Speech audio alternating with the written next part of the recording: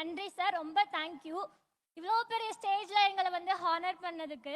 எவ்வளோ பேருக்கு இந்த ஸ்டேஜ் கிடைக்காம ரொம்ப ஏங்குறாங்க. ஆனா எங்களுக்கு ஸ்டேஜும் கிடைச்சு, பேசுறதுக்கு மைக்கும் கிடைச்சு, அதுக்கு மேல் த கிரேட் லெஜண்ட் எங்க பக்கத்துல இருக்கிறப்ப ரொம்ப சந்தோஷமா இருக்கு.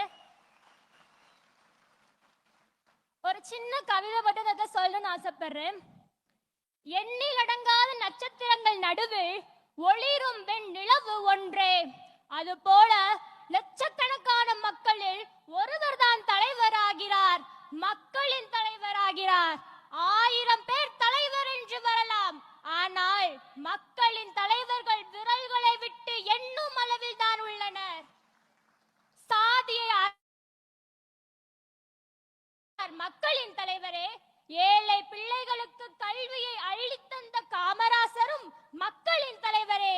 இவ்வரிசையில் அடுத்ததாக வருபவர் திரையுலகில் இன்று இளைய தளபதியாக வலம் வந்து நாளை தமிழகத்தின் தளபதியாக வலம் வர போகும் என் அன்பு அண்ணனும் மக்களின் தலைவர் தான் என்று சொல்வதில் மட்டற்ற மகிழ்ச்சி கொள்கிறேன். பாரதி கண்ட புதுமை பெண்களை மீட்கவும், இளைஞர்களை சிறை பிடிக்கும் போதையை ஒழிக்கவும் போர் ஒன்று தொடுக்க போகிறார் தமிழகத்தின் நாயகன். அப்போர்